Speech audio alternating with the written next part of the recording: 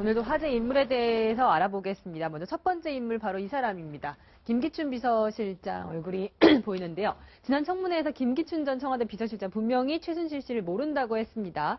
그런데 최순실 씨 최측근이죠. 박헌영 K스포츠재단 과장이 최순실 씨가 김기춘 전 실장을 늙은 너구리라고 표현을 했다. 그러면서 최순실 씨가 이용을 했다 이렇게 얘기를 했다고요. 그렇죠. 네. 그러니까 늙은이라는 건 이제 그 김기춘 전 실장의 연세를 얘기하는 거고, 네. 근데 너구리라는 거는 아주 좀 뭐 교활하다라는 의미를 담고 있잖아요. 그러니까 그 얘기는 무슨 얘기냐면 그 최순실 씨가 보고 있는 김기춘 실장이 저렇다는 얘기예요. 그럼 왜 저렇게 봤을까?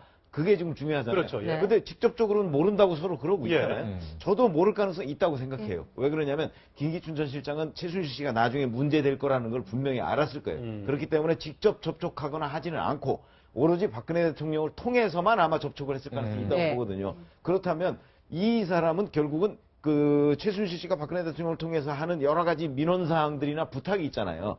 그 부탁을 때로는 들어주고 네. 때로는 제동을 걸면서 뭔가 약간 견제도 해가면서 공생을 한 것이 아닌가. 이른바 전략적 공존 뭐 이런 거 비슷한 거죠. 그렇게 했다면 최순실 씨 입장에서 보면 아니 이 사람이 잘 들어주는 것 싶다 보면 또 다른 거 부탁하면 또 안 들어주거든요. 예. 그렇기 때문에 아 이거 상당히 교활한 사람이에요. 그러면서 또 전적으로 자기를 내치지도 못해요. 네. 그런 거 보면 교활하다는 생각을 충분히 하고 있을 것이다. 네. 그 표현이 너구리로 등장한 것 아닌가 싶습니다. 네. 박헌영 K스포츠재단 과장은 뭐 김기춘 전 실장은 최 씨의 존재에 대해 나름 눈치를 챘고, 네.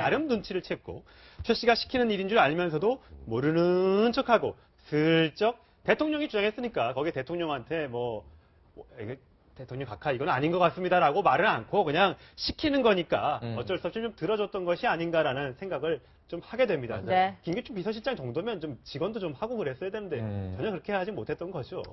저는 김기춘 실장님이 뭐 선배 이런 것뿐만 아니라 이제 저희 개인적으로 잘 아는 집안과 잘 아는 사이이기 때문에 너무 안타까운데 이렇게 말씀이 계속 나오니까 근데 사실 권력의 가장 핵심부에 아주 젊은 나이부터 있었죠. 그러니까 그때는 권위주의 정부에 있었기 때문에 권력이 어떻게 돌아가는지 그 정부 체제 하에서 체화로 몸으로 아마 체득하면서 우리는 권력이란 건 이렇게 돌아가나 보다 이렇게 생각했을 가능성이 큰데요. 근데 사실 저도 최 편집장님 말씀처럼 김기춘 전 실장은 최순실 씨랑 직접 통화를 하거나 직접 만나거나 이런 사실은 거의 없을 수도 있다고 생각합니다. 일부러 피했을 수도 있어요. 권력에서 오래 살아오면 아 저런 사람은 나중에 언젠가 문제가 생길 것 같다. 친하게 지내지 말자 이런 판단을 했을 수 있지만 그렇지만 일정 부분 저런 사람의 행동을 묵인하고 방조하고 일정 부분 또 도와준 면까지 있다면 사실 지금까지 살아온 세월이 어떻든 이 부분에 대해서는 책임을 지고 또 이게 뭐 역사나 기록 이런 부분에서 평가를 받을 수밖에 없는 그런 진짜 백척간두 같은 상황이죠. 살아온 세월이 부정당할 수 있으니까 그런 안타까운 상황인 것 같습니다. 네, 오늘 아침에 김기춘 전 비서실장의 자택을 특검이 압수수색을 했습니다. 그런데 이 조윤선 문체부 장관의 사무실도 압수수색을 했습니다. 왜 이 압수수색을 했을까 궁금한데요. 먼저 국회의 질문에 조윤선 장관은 이렇게 대답을 했었습니다. 함께 보시고 오겠습니다. 재임 시절 최순실과 김장자 등과 함께 근무 시간에 정동춘이 운영하는 마사지샵에서 간 것이 적발되어 그건 의원님, 제가 정무수석 재임 당시에 한 번도 들어본 적이 없습니다. 네, 오늘 압수수색은 저거와 관련된 것인지는 아직 정확하게 알 수는 없으나 일단 과거에 청와대에서 김영한 전 민정수석의 비망록에서 발견됐던 문화체육관광계 인사의 블랙리스트 관련해서 김기춘 전 비서실장의 어떤 문건을 만들라는 지시와 또 문화체육관광부의 나름대로의 또 어떤 그 집행 과정이 있었는지 여부를 보기 위해서 두 사람의 압수수색 사무실과 자택에 대한 압수수색이 있었던 것 같은데 너무 늦은 거 아니에요? 아니 왜냐면 블랙리스트를 만들게 된 과정이 그 조윤선 장관이 그 당시에 정무수석으로 있을 때 그 밑에 비서관이 만든 거거든요. 비서관이 처음에 거기서 비롯이 됐기 때문에 지금 이제 비서실장과 정무수석 이걸 한꺼번에 사무실과 자택을 압수한 걸 보면 이건 아마 블랙리스트 관련한 일이 그 가능성이 제일 높다.